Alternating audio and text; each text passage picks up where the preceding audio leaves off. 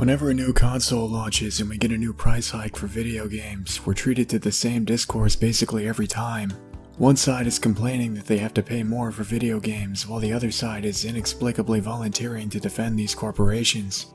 Possibly the only silver lining to the announcement that Nintendo would be charging $80 for their games was the near unanimous disapproval of this news.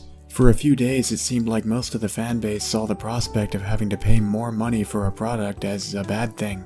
Unfortunately, this was fleeting. It was only a matter of time before the usual suspects poured in with the damage control we've come to expect. Games have been $60 for too long. Even in the early 90s, you could buy an SNES game for $60. Inflation has increased since then. Games have become too expensive to make, and so on and so forth. But is this actually relevant? Well, a lot of people seem to think, and a lot of Nintendo fans probably hope, that we don't have access to any information that could debunk this. But we actually do. I'd like to address these myths by examining Nintendo's own financial reports. I'll post a link to these reports in the description for you to check out yourself. Let's take a look at Nintendo's financial report in 1993, which, according to this source, appears to have been their most profitable year in the 90s. Their net income that year was about 88 billion yen. Adjusting for inflation, this would be about 92 billion yen in the year 2021, or roughly $640 million. But their net income in 2021 was around $4 billion, considerably more than 1993 even when adjusting for inflation. And net income already accounts for development costs, so games becoming more expensive to make isn't relevant here. While 2021 appears to be the Switch's most profitable year, it was also before a single normal edition first-party Nintendo game was priced at $70, much less $80, and their profits were still only increasing as the years went on.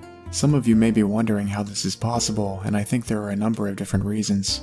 For starters, gaming as a medium has become a lot bigger since then. Back then, video games were seen mostly as toys, but nowadays they've reached a much larger audience and even have massive events dedicated to them, from tournaments with multi-million-dollar prize pools to glorified commercials like the Game Awards. Beyond that, $60 is really only the price of admission for a lot of games. While there may have been the occasional gimmicky peripheral or strategy guide back in the 90s, nowadays we have microtransactions, loot boxes, DLC, roadmaps, special editions, season passes, premium online, the list goes on and on. While Nintendo has sidestepped some of these methods, they've also got their own more unique monetization practices. They're the only company that isn't selling their hardware at a loss, most of their games are overpriced and never go on sale, and they sell pieces of plastic for upwards of $20. Even when it comes to premium online, a scam that most of the industry has adopted, Nintendo isn't investing anywhere near as much as their competitors. Online games using peer-to-peer connection with dogshit netcode wasn't even acceptable when their online was free, and now you're paying a minimum of $20 per year. They also offer a paltry selection of NES and SNES games, only expanding to include the N64 if you upgrade and pay $50 a year.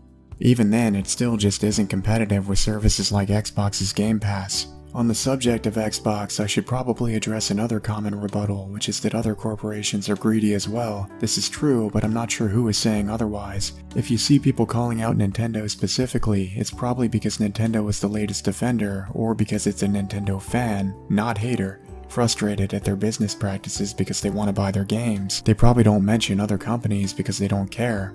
So, did Nintendo have to increase their game prices to $80? Were $60 games simply unsustainable? The answer is no. The reason for the increase is simple. They're a greedy corporation in the pockets of shareholders who demand exponential growth every year. You're free to keep buying the games if you want to play them, but there's no point defending them as though you need to justify it. With that being said, thanks for watching, and I'll see you guys next time.